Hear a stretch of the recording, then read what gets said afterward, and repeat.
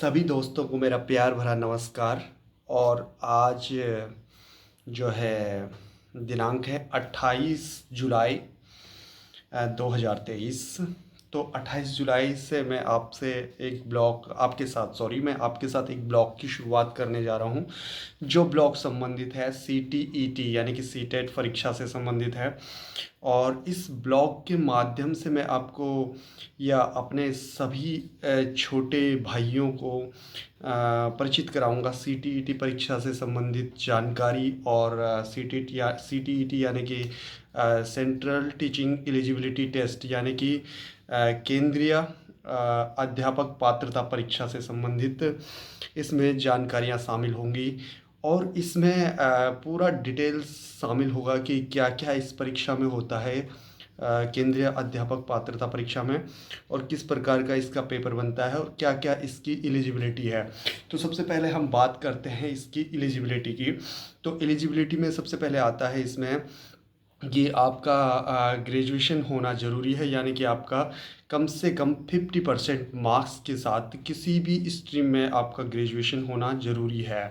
यानी कि science, arts और आपका जो है कॉमर्स में से किसी भी, या फिर बीटेक वगैरह जो भी है, ऑल सब्जेक्ट्स में से, मतलब ऑल स्ट्रीम में से आपका ग्रेजुएशन होना ज़रूरी है। और ग्रेजुएशन के साथ साथ आपका जो है 2 वर्षीय बीएड यानी कि बैचलर ऑफ एजुकेशंस में आपके पास जो है डिग्री होनी ज़रूरी है। 2 वर्षीय, पहले 1 वर्षीय होता था, अब 2 वर्षीय हो गया। अब तो 4 वर्षीय भी होने वाला है, जो कि आपके ग्रेजुएशन के साथ जुड़ेगा।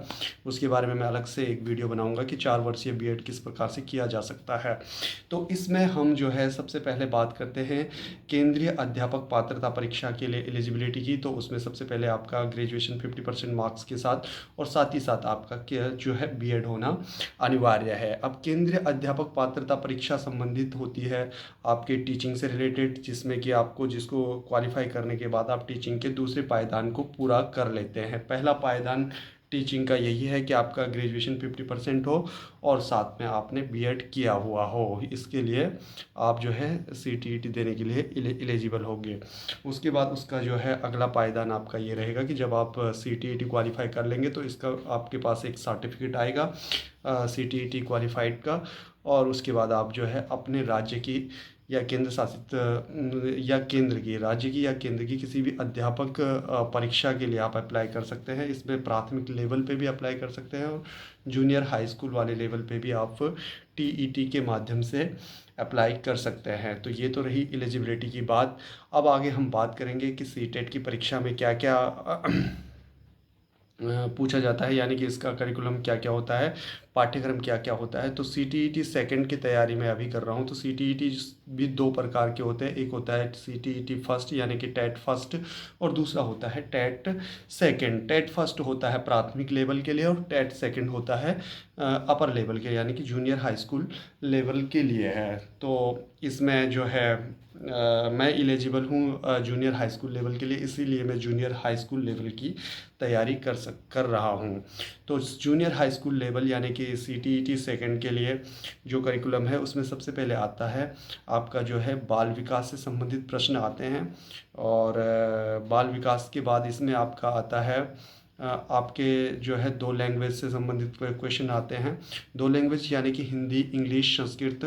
आपने इनमें से 2 लैंग्वेज चुनना है। इसमें उर्दू वगैरह भी शामिल है, लेकिन मेनली मैं बता रहा हूँ हिंदी, इंग्लिश और संस्कृत, जो कि हम लोग नॉर्मली पढ़ते हैं, तो इसमें वो शामिल होते हैं। तो आपको जो है अध्यापक पात्रता परीक्षा देने के लिए इनमें 2 लैंग्वेज चूज करनी पड़ती है, लैंग्वेज फर्स्ट और लैंग्वेज सेकंड। अगर हमने लैंग्वेज फर्स्ट हिंदी चूज़ की है और लैंग्वेज सेकंड हमने इंग्लिश चूज़ की है, तो थोड़ा सा हमें जो है हिंदी टफ आएगी, क्योंकि वो हमारी फर्स्ट लैंग्वेज है। और इंग्लिश थोड़ा सा हमारी जो है नॉर्मल आएगी, क्योंकि वो हमारी सेकंड लैंग्वेज है। अगर हम इंग्लिश को फर्स्ट लैंग्वेज चुनते हैं तो फिर हमारी इंग्लिश टफ आएगी और हिंदी नॉर्मल आएगी। तो ये लैंग्वेज फर्स्ट और लैंग्वेज सेकंड का जो है मेथड है। उसके बाद आपको जो है अपने स्ट्रीम से, अगर आप साइंस वाले हो तो साइंस से रिलेटेड क्वेश्चन पूछे जाते हैं, और अगर आप आर्ट्स वाले हो तो आपसे SST से रिलेटेड क्वेश्चंस पूछे जाते हैं। तो ये तो रही एलिजिबिलिटी और करिकुलम की बात। फ़िलहाल आज के लिए इतना काफ़ी है, बाकी इसकी तैयारी के बारे में मैं आपको बताऊंगा और आपको ज़रूर प्रेरित करूंगा कि आप इस फील्ड में आने की कोशिश कीजिए। टीचिंग वाले फील्ड में बहुत ही अच्छा जो है ऑप्शन है, मतलब टीचिंग में कहते हैं कि बहुत सी अपॉर्चुनिटी है। एक अध्यापक बनने के लिए जब व्यक्ति जाता है तो उसमें व्यक्तिगत गुणों का विकास होता है, उसमें जो है भाषागत गुणों का विकास होता है, उसकी पर्सनैलिटी का डेवलपमेंट होता है। तो कहीं ना कहीं जो है ये जो करिकुलम है ये हमें बहुत कुछ सिखाता है।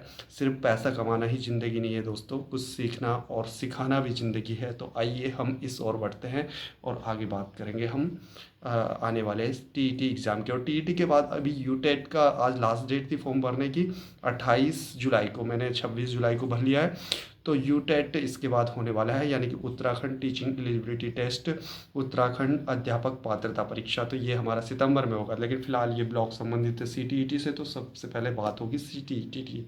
तो धन्यवाद, फिलहाल के लिए आज के लिए इतना काफ़ी है, बाकी आगे आपको बताते जाएंगे।